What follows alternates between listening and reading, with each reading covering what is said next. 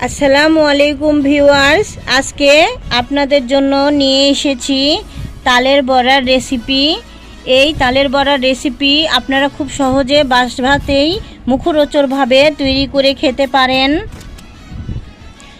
কোনো ঝামেলা ছাড়াই বাসাতেই আপনারা অল্প সময়ে ঝটপট তৈরি করে খেতে পারেন এই তালের বড়াটি।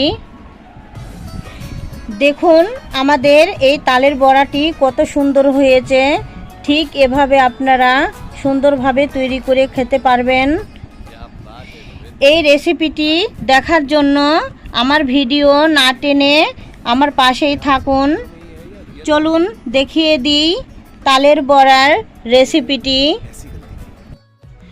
প্রথমে এখানে আপনারা পরিমাণ মতো তাল নিয়ে নেবেন। এই তালটা আমরা সুন্দর করে ছেঁকে নিয়েছি এবং এখানে বাদাম দিয়ে দিয়েছি।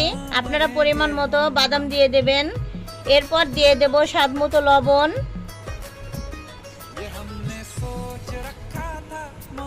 দিয়ে দেব পরিমাণ মতো কালি জিরা। এখানে আমি পরিমাণ মতো চিনি নিয়ে নিয়েছি, আপনাদের স্বাদ অনুযায়ী চিনি দিয়ে দেবেন। এরপর সুন্দরভাবে এগুলো গুলিয়ে নেব।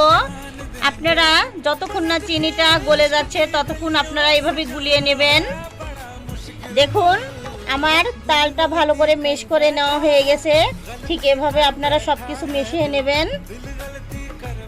এরপর এর ভেতরে দিয়ে দেব পরিমাণ মতো চালের গুঁড়া। চালের গুঁড়াটা দেওয়ার পর ঠিক এভাবে সুন্দর করে মিশিয়ে নেব। আপনারা একটু একটু করে আটা নেবেন, এভাবে মিশিয়ে নেবেন।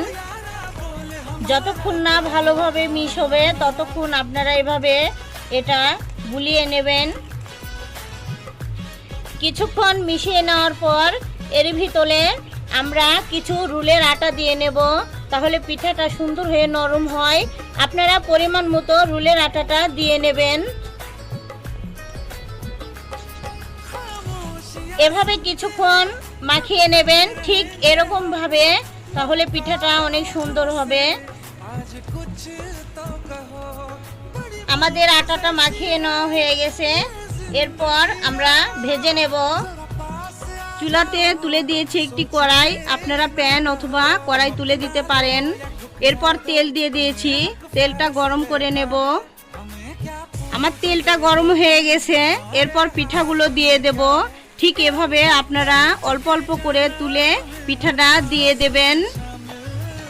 বেশি বেশি করে আটা দেবেন না, তাহলে ভিতরে কাঁচা থাকতে পারে।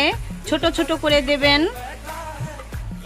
দেখুন আমার পিঠাটা দিয়ে দেওয়া হয়ে গেছে। আমরা পরিমাণ মতো এর ভিতরে দিয়ে দিয়েছি। আপনাদের কড়াই যদি বড় হয় বেশি তেল দিয়ে আপনারা আরো বেশি দিতে পারেন। এরপর পিঠাগুলো অল্প অল্প করে উল্টিয়ে দেব।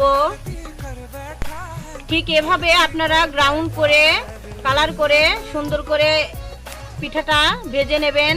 যেগুলো পিঠা হয়ে যাবে সেগুলো আপনারা তুলে নেবেন। সবগুলো পিঠা তুলে নিয়েছি এবং দ্বিতীয় পিঠাগুলো দিয়ে নেব। ঠিক এভাবে সবগুলো পিঠা দিয়ে নেব।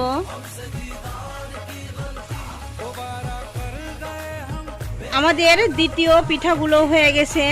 এরপর এই পিঠাগুলো তুলে নেব। এরপর বাকি পিঠাগুলো আমরা এভাবে ঠিক ভেজে নেব। এরপর ফিরে আসছি। এই তালের সময় আপনারা খুব সহজে বাড়িতে এই পিঠাগুলো তৈরি করে খেতে পারেন মুখরোচকভাবে। দেখুন আমার তালের বড়াগুলো সব নামিয়ে নিয়েছি।